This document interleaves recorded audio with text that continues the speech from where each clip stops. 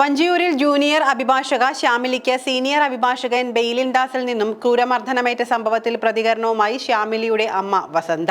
ജോലി നിർത്താൻ തീരുമാനിച്ച ശ്യാമിലിയെ ബെയിലിൻ ദാസ് തുടരാൻ നിർബന്ധിച്ചുവെന്ന് അമ്മ വസന്ത സ്വകാര്യ ചാനലിനോട് പറഞ്ഞു. ബെയിലിൻ ജീവനക്കാരോട് മോശമായിട്ടാണ് പെരുമാറുന്നതെന്നും ഫയലുകൾ മുഖത്തേക്ക് വലിച്ചെറിയുമെന്നും പിന്നീട് മാപ്പ് പറയുകയും ചെയ്യുന്നത് സ്ഥിരം സംഭവമാണ് എന്നും വസന്ത വ്യക്തമാക്കുന്നു.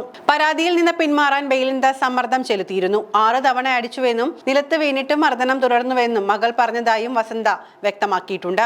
അഡ്വക്കേറ്റ് ബെയിലിൻ ദാസിനെതിരെ നിയമ നടപടിയുമായി മുന്നോട്ടു പോകുമെന്നും ശ്യാമിലിയുടെ അമ്മ കൂട്ടിച്ചേർത്തു. 3 വർഷമായി അവൾ അവിടെ ജോലി ചെയ്യുകയാണ്. ഗർഭിണിയായിരുന്ന സമയത്ത് മർദ്ദിച്ചുവെന്നും അത് ഞങ്ങൾ ഇപ്പോഴാണ് അറിയുന്നതെന്നും അവർ പറഞ്ഞു. ജോലിക്ക് പോകുന്നില്ല, CA പഠിക്കണമെന്ന് പറഞ്ഞു.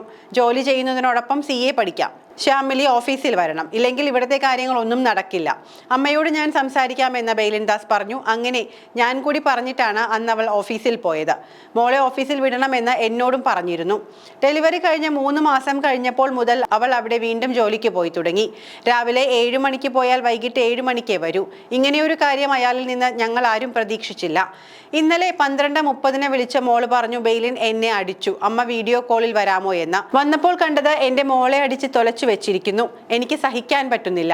ഞാൻ അപ്പോൾ തന്നെ മോനെ വിളിച്ചു പറഞ്ഞു. അവരവിടെ എത്തിയപ്പോൾ എനിക്ക് കുടുംബമുണ്ട്, നമുക്കിത് സോൾവ് ചെയ്യാം എന്ന് പറഞ്ഞ് എന്റെ മോന്റെയും മരുമകന്റെയും കാലു പിടിച്ചു. ആരു കണ്ടാലും സഹിക്കാത്ത ക്രൂരതയാണ് ചെയ്തത്. വേറൊരു മക്കൾക്കും ഈ ഗതി വരരുത്. ഞങ്ങൾ ഏതറ്റം വരെയും പോകും. മോളെ ഹോസ്പിറ്റലിൽ കൊണ്ടുപോയ സമയത്താണ് അയാൾ അവിടുന്ന് രക്ഷപ്പെട്ടത്. ശ്യാമിലിക്ക് ഭക്ഷണം പോലും കഴിക്കാൻ പറ്റാത്ത അവസ്ഥയാണെന്നും വസന്ത പറയുന്നു. ഇന്നലെയാണ് വഞ്ചിയൂർ കോടതിയിലെ ജൂനിയർ അഭിഭാഷക ശ്യാമിലിയെ മുതിർന്ന അഭിഭാഷകൻ ബെയിലിൻ ദാസ് അതിക്രൂരമായി മർദ്ദിച്ചത്. ഓഫീസിലെ ആഭ്യന്തര പ്രശ്നവുമായി ബന്ധപ്പെട്ട സീനിയർ അഭിഭാഷകനെ കാണാൻ ക്യാബിനിൽ എത്തിയപ്പോഴാണ് മുഖത്തടിച്ചത്.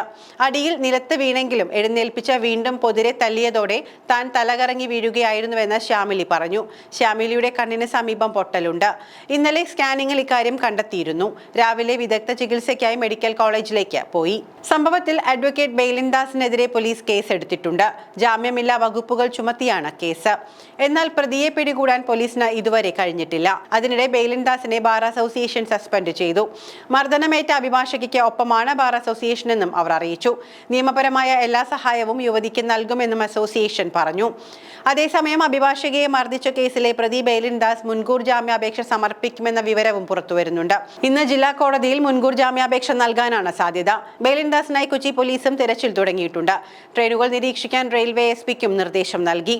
തിരുവനന്തപുരത്ത് ശംഖുമുഖം അസിസ്റ്റന്റ് കമ്മീഷണറുടെ സ്ക്വാഡും വഞ്ചിയൂർ പോലീസ് ടീമും ചേർന്നാണ് തെരച്ചിൽ നടത്തുന്നത്.